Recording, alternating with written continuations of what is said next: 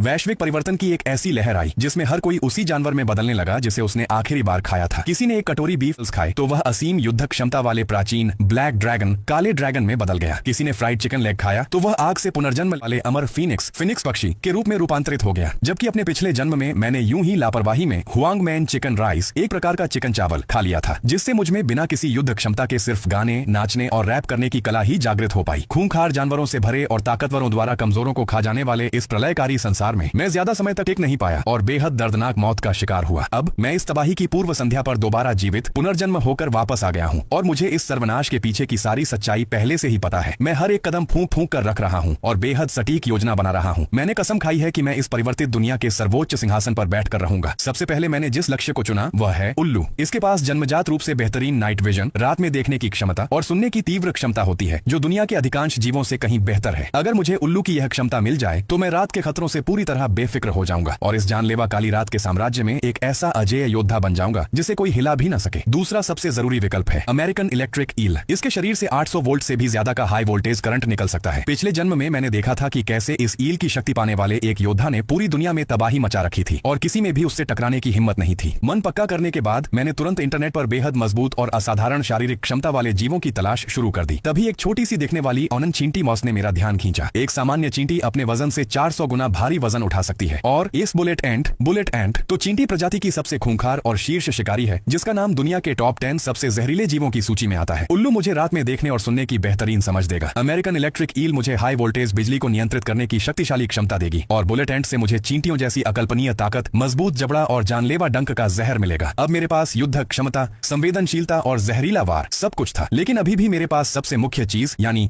रक्षात्मक डिफेंस क्षमता की कमी थी। इस क्रूर दुनिया में अगर आपकी रक्षात्मक क्षमता कमजोर है तो आपकी मारक क्षमता चाहे कितनी भी मजबूत क्यों न हो, देर सबेर आप दूसरे शिकारियों या म्यूटेंट परिवर्तित खूंखार जानवरों का निवाला बन ही जाएंगे। क्योंकि मुझे यह नया जीवन मिला है, इसलिए मैं खुद को एक ऐसा 6 डायमेंशनल हर तरफ से परफेक्ट योद्धा बनाना चाहता हूँ जिसकी कोई कमजोरी न हो। जब रक्षा की बात आई तो मैं सोचने लगा कि कछुआ बेहतर रहेगा या मगरमच्छ पाइया। पिछले जन्म में मैंने अपनी आंखों से देखा था कि तबाही से ठीक पहले जिसने मगरमच्छ का मांस खाया था, परिवर्तन के बाद उसका पूरा शरीर मगरमच्छ के सख्त स्केल्स शल्कों से ढक गया था। उसकी शारीरिक ताकत, जबड़े की पकड़ और शारीरिक सुरक्षा इतनी मजबूत थी कि देखने वाले दंग रह गए थे। वहीं कुछ नेटिजन्स, इंटरनेट यूजर्स ने कमेंट बॉक्स में आर्माडिलो पॉज की सिफारिश की थी। उनका कहना था कि इसका बाहरी आवरण किसी प्राकृतिक कवच की तरह मजबूत होता है, जो सामान्य गोलियों को भी आसानी से बाउंस मोड़ कर सकता है। लेकिन आर्माडिलो एक राष्ट्रीय लुप्तप्राय एंडेंजर्ड संरक्षित जीव है जिसे कानूनी रूप से पाना नामुमकिन था, इसलिए मैंने इस विकल्प को छोड़ दिया। सोच विचार के बीच अचानक मुझे वाटर बियर टार्डिग्रेड का ख्याल आया, जिसकी जीवन शक्ति अविश्वसनीय रूप से अमर मानी जाती है। अगर मैं तबाही आने से पहले पर्याप्त मात्रा में वाटर बियर खा लूं तो मुझे इसकी अमृता का गुण मिल जाएगा। इस जीव के बारे में कहा जाता है कि जब तक सूरज नष्ट नहीं होगा यह तब तक जीवित रह सकता है। यह अत्यधिक उच्च तापमान, अत्यधिक कम तापमान और भारी दबाव जैसी चरम स्थितियों को भी झेल सकता है। यहाँ तक कि इसे अंतरिक्ष में फेंक दिया जाए या परमाणु विकिरण न्यूक्लियर रेडिएशन के बीच रख दिया जाए, तब भी जब तक यह परमाणु विस्फोट के ठीक केंद्र में न हो इसका बाल भी बांका नहीं हो सकता। सबसे अच्छी बात यह है कि वाटर बियर पूरी दुनिया में हर जगह मौजूद है। गीली मिट्टी और काई की परतों में यह आसानी से मिल जाते हैं। यह सबसे आसानी से मिलने वाला मेरा ब्रह्मास्त्र था। लेकिन अब एक बड़ी समस्या सामने आई। जो वाटर बियर अंतरिक्ष में भी नहीं मर सकता, उसे खाने योग्य बनाने के लिए कैसे मारा जाए। मैंने तुरंत इंटरनेट पर वैज्ञानिक और तकनीकी जानकारियां खंगालनी शुरू कर दी और आखिरकार मुझे इसकी कमजोरी का पता चल गया। वाटर बियर का शरीर पारदर्शी होता है। जब स्थितियां बहुत खराब होती हैं तो यह खुद को डिहाइड्रेट, सूखा कर लेता है और एक छोटे ड्रम की तरह सिकुड़ जाता है। वैज्ञानिकों ने इसे 150 डिग्री के उच्च तापमान और 200 डिग्री के कम तापमान में भी रखकर देखा था, लेकिन सामान्य तापमान में आते ही यह फिर से जीवित हो गया। यहाँ तक कि परमाणु बम के स्तर का रेडिएशन और मारियाना ट्रेंच से 6 गुना ज्यादा पानी का दबाव भी इसे नहीं मार सका। लेकिन इसकी एक कमजोरी है, अल्ट्रावायलेट यूवी स्टेरलाइजेशन लाइट। अगर इस पर 15 मिनट तक यूवी लाइट डाली जाए तो यह पूरी तरह मर जाता है और 24 घंटों के भीतर इसकी बची हुई सक्रियता भी खत्म हो जाती है। इसके अलावा तेज भाप और सीधी आग की लपटें भी इसे नष्ट कर सकती हैं। सारी मुख्य जानकारियां हासिल करने के बाद मैंने बिना एक पल गंवाए काम शुरू कर दिया। प्रलय आने में अब सिर्फ 3 दिन बचे थे। मुझे जल्द से जल्द अपने खास भोजन की व्यवस्था करनी थी। मैंने सबसे पहले ऑनलाइन एक माइक्रोस्कोप, मशीन और यूवी स्टेरलाइजेशन लाइट का ऑर्डर दिया। यूवी लाइट से वाटर बियर को मारना सबसे सुरक्षित था, क्योंकि इससे उस बेहद सूक्ष्म जीव के खोने का डर नहीं रहता। मैं जिस छोटे से कस्बे में रहता हूँ उसके बाहरी हिस्से में खेत और पहाड़ी जंगल है, जहाँ हर तरफ काई मॉस उगी हुई है। वाटर बियर के मिलने का यह सबसे मुफीद ठिकाना था। मैं तुरंत पहाड़ों की तरफ निकल गया और काई तथा लाइकेन को भारी मात्रा में इकट्ठा कर लिया ताकि घर जाकर उनमें से वाटर बियर अलग कर सकूं। तभी रास्ते में मुझे घास के बीच से रेंगता हुआ एक लगभग 10-15 सेंटीमीटर लंबा सैलमेंडर न्यूट दिखाई दिया। मुझे अचानक याद आया कि इस जीव के पास गजब की रीजेनरेशन पुनर्जनन क्षमता होती है। यह अपने कटे हुए अंगों को दोबारा उगा सकता है। मैंने तुरंत इंटरनेट पर नेटिजन्स से इसकी पुष्टि की और जब मुझे पक्का जवाब मिल गया कि सैलमेंडर असीमित बार अपने अंगों को दोबारा उगा सकता है और इसकी जीवन शक्ति बेहद कमाल की होती है तो मेरी खुशी का ठिकाना नहीं रहा। वाटर बियर की अमृता और सैलमेंडर की अंगों को दोबारा उगाने की क्षमता, अगर ये दोनों अद्भुत शक्तियां एक साथ मिल गईं, तो इस सर्वनाश की दुनिया में मुझे हरा पाना नामुमकिन होगा। मैंने सैलमेंडर को लाकर घर में सुरक्षित रख दिया। इसके बाद मैं अपनी मोटरसाइकिल उठाकर शहर के बाजार की तरफ भागा। वहां से मैंने यूवी स्टेरलाइजेशन लाइट खरीदी और साथ ही कुछ बेहद लचीले हाई इलास्टिक कपड़े भी लिए, ताकि भविष्य में जब मेरा शरीर परिवर्तन के कारण अचानक विशाल रूप ले तो कपड़े फट न जाए। इसी के साथ मैंने सोशल मीडिया पर कई जानवरों और कीड़ों का पालन करने वाले ब्लॉगर्स को मैसेज भेजे, ताकि मैं उनसे उल्लू, अमेरिकन इलेक्ट्रिक ईल और बुलेट एंट जैसे मुख्य जीवों को भारी कीमत देकर खरीद सकूं। इन सब कामों को निपटाते निपटाते शाम हो चुकी थी। मैंने बाहर ही थोड़ा बहुत खाना खाया और फिर स्कूल से माइक्रोस्कोप, बीकर और ड्रॉपर जैसे सभी जरूरी उपकरण उधार ले आया, ताकि घर जाकर आसानी से काई में से वाटर बियर को अलग और इकट्ठा कर सकूं। कीड़े, इंटरनेट पर दिए गए ट्यूटोरियल के अनुसार मैंने काई मॉस को 24 घंटे के लिए पानी में भिगोकर छोड़ दिया, फिर उसका पानी निचोड़कर एक स्लाइड पर डाला और माइक्रोस्कोप से देखने लगा। शायद पुनर्जन्म की वजह से मेरी किस्मत अच्छी थी, क्योंकि पहली ही बार में मुझे 0.1 मिलीमीटर आकार का एक वाटर बियर टार्डिग्रेड मिल गया। यह कीड़ा इतना छोटा होता है कि इसे नग्न आंखों से देखना नामुमकिन है, और ऐसे सैकड़ों कीड़े इकट्ठा करने के लिए बहुत सारा समय और मेहनत चाहिए थी। आधे दिन की कड़ी मशक्कत के बाद मुझे सिर्फ 12 वाटर बियर मिले। मुझे लगा कि शायद काई को पर्याप्त समय तक नहीं भिगोया गया था, इसलिए ज्यादातर वाटर बियर अभी तक काई से अलग नहीं हो पाए थे। खैर, जब तक तरीका काम कर रहा था तब तक कोई दिक्कत नहीं थी। मेरे लिए अपना सारा समय सिर्फ वाटर बियर इकट्ठा करने में बर्बाद करना ठीक नहीं था। इसी बीच मेरे फोन पर एक नोटिफिकेशन आया। कीड़ों के पालन पोषण का काम करने वाले और चींटियों के वीडियो से लाखों फॉलोअर्स बनाने वाले ब्लॉगर जो जिमिंग ने मेरे मैसेज का जवाब दिया था। अगली सुबह मैंने सबसे पहले पाले हुए सैलमेंडर को देखा। वह अभी भी पूरी तरह जीवित और फुर्तीला था, इसलिए उसे अभी मारकर फ्रिज में रखने की जरूरत नहीं थी। इसके बाद मैं तय समय पर जो जिमिंग के पर्सनल ब्रीडिंग बेस पालन केंद्र पहुंच गया। बेस के कांच के टैंक तरह तरह के दुर्लभ कीड़ों से भरे पड़े थे और एक कोने में वही बुलेट एंट्स रखी थी जिनकी मुझे सख्त जरूरत थी। जो जिमिंग इन बुलेट एंट्स को बहुत संभाल कर रखता था, यहाँ तक कि मरने के बाद भी वह उन्हें स्पेसिमेन, कीट नमूना बनाकर सुरक्षित रखता था। मैंने सीधे उससे 50 जिंदा बुलेट एंट्स और साथ में कुछ मरी हुई चींटियां भी मांगी और बिना कोई बहस किए तुरंत पैसे ट्रांसफर कर दिए। जो जिमिंग मन ही मन पछता रहा था कि उसने बहुत कम कीमत मांग ली थी, और साथ ही वह इस बात से भी हैरान था कि मुझे मरे हुए कीड़े क्यों चाहिए। तभी बेस में घूमते हुए लोहे के टुकड़ों जैसे दिखने वाले 2 भृंगों बीटल्स ने मेरा ध्यान खींचा। जो जिमिंग ने बताया कि यह आयरन क्लैड